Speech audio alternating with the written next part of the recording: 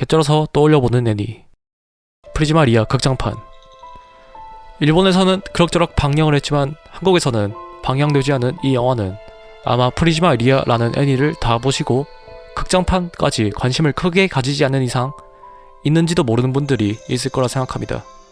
그러므로 이 영화의 원작을 봤다 해도 극장판을 안 보신 분들은 지금 당장 이 영상을 끄고 먼저 시청하시는 걸 권장해드립니다.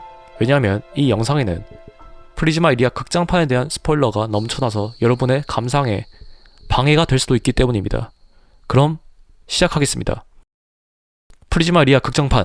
먼저 프리즈마 리아의 작화는 이쁜 그림체와 나쁘지 않은 액션의 퀄리티라는 두 마리 토끼를 한 애니에서 모두 잡은 좋은 작화입니다. 그런 작화로 극장판을 만들었다니 뭐 당연히 봐야 되는 거 아니겠습니까?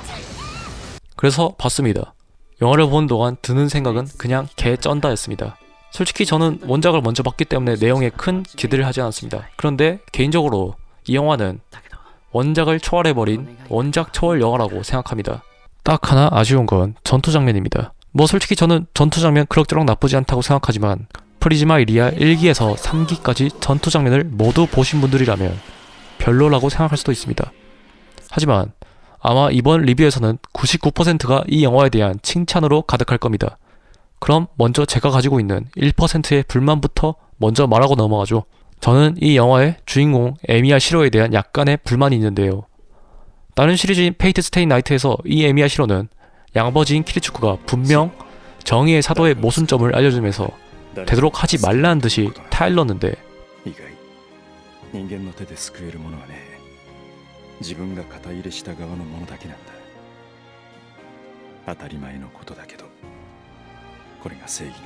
시로는 그냥 지가 하겠다면서 어떻게 보면 고집으로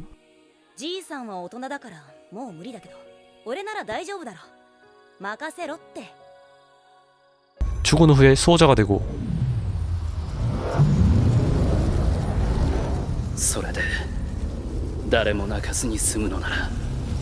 유리 멘탈이 되도록 엄청나게 깨지고. 그런데 이 영화를 한번 봅시다. 이 영화의 키리츠쿠는 4차 상배 전쟁이 끝나고도 정의의 사도에 대한 집착을 못 버리고 양아들인 에미야 시로에게까지 정의의 사도를 강요하는 방식으로 교육을 하는데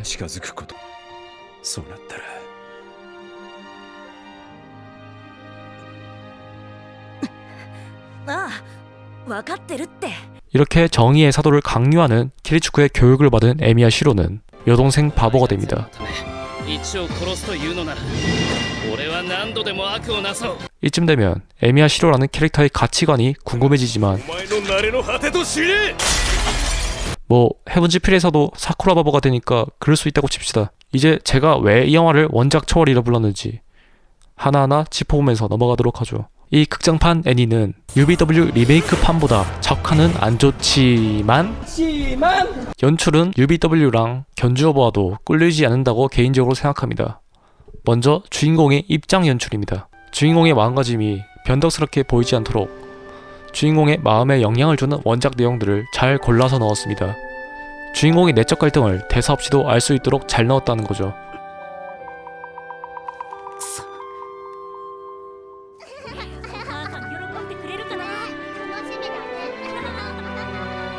이참에 연출이 좋은 장면 한번 되짚어 볼까요? 먼저 주인공이 평화로운 일상에서 여동생을 빼앗긴 다음 가면 갈수록 눈이 썩어가고 멘탈이 나갔다는 게 한눈에 보이는데 뭐 이렇게까지 처참해졌으면 주인공을 조금이나마 희망이나 행복을 주는 이벤트가 발생해야겠죠.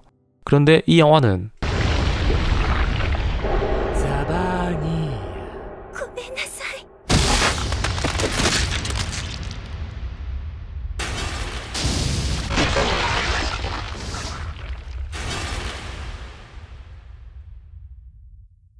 그딴 거 없습니다. 불쌍한 주인공이 더 불쌍해졌습니다. 이 후배가 죽은 이유는 싸우기 위해 쓰려고 했던 카드가 가짜 카드였기 때문인데 정확히 말하자면 가짜 카드가 아니라 이 카드는 아처 클래스 카드는 맞지만 아무런 역량과도 연결이 안 된 한마디로 가짜 카드보다 더 쓸모가 없는 빈 껍데기 아처 카드입니다.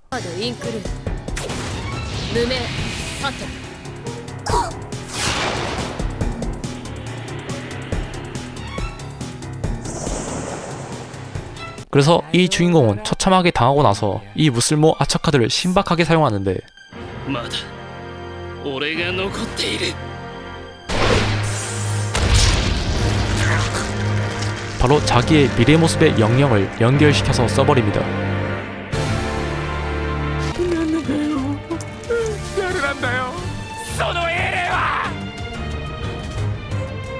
그 후에 적을 쓰러뜨리고 확실하게 죽이려는 순간 이런 장면이 나오는데 私先輩の車系見るの好きなんです。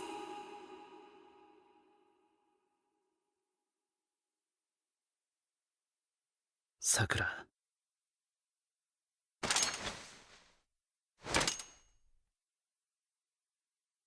이 장면에서 대부분 이런 생각하실 겁니다. 사쿠라가 쓰레기지만 그래도 제 오빠니까 봐주세요. 아니면 선배의 성격이 너무 잔인해지는 걸 바라지 않아요.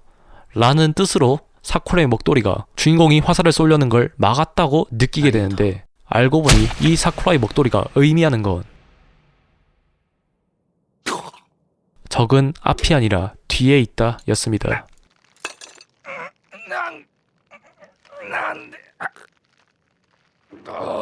개인적으로 연출이 제일 소름 돋는 부분이기도 했습니다. 여기서부터 주인공의 인생은 점점 더 나락으로 떨어지게 되는데 여동생을 구하기 위해 성배전쟁을 하면서 적들을 하나하나 이겨나가는데 우리는 저 주인공이 아무리 적들을 이기고 이겨도 불쌍하게 느껴질 겁니다. 왜냐하면 세계는 정말 직전이고 저 주인공의 소중한 사람은 미우 빼고 다 죽었고 미우를 구하려면 세계를 종말에 그대로 맡기는 꼴이 되어버리기 때문에 아무리 발포등 쳐도 이 주인공이 행복해지는 건 거의 불가능에 가깝습니다. 결국 주인공이 선택한 건 미우를 위해 악을 짊어진다 이기 때문에 이 주인공이 싸움을 헤쳐나가는 장면을 보면서 주인공이 정의롭고 멋지다는 생각보다는 불쌍하고 절박하다는 느낌이 많이 들 정도로 주인공의 가치관에 맞는 상황과 분위기를 잘 연출했습니다. 또 좋다고 생각하는 부분은 바로 원작에서 짧게 넘어간 부족한 부분을 이 영화에서는 제대로 살렸는데요.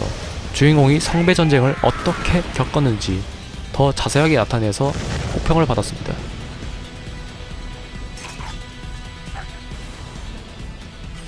마지막으로 클라이막스 연출입니다. 성배전쟁을 이긴 주인공은 소원을 빌고 여동생인 미우가 다른 행복한 세계로 가는 동안 이 예쁜 금빛과 누님이랑 한판 싸우게 되는데 주인공도 우리도 이 먼치킨 카드를 쓴 누나를 이기는 게 매우 어렵다는 걸 알고 있습니다. 그래서 우리는 자연스럽게 주인공의 목적이 이기는 게 아니라 미우가 넘어갈 때까지 시간을 버는 것이 목적이라는 걸 자연스럽게 인식하게 되죠. 참고로 주인공이 이겨도 세상은 종말하니까 주인공의 인생은 이기든 지든 답이 없게 됩니다. 그렇기에 어쩌면 주인공 인생 마지막 발악이라는 게 보는 사람에게 절실히 와닿도록 정말 연출을 잘해야겠죠? 네, 정말 소름 돋게 잘했습니다. 특히 제가 가장 좋다고 생각하는 부분은 바로 이 장면입니다.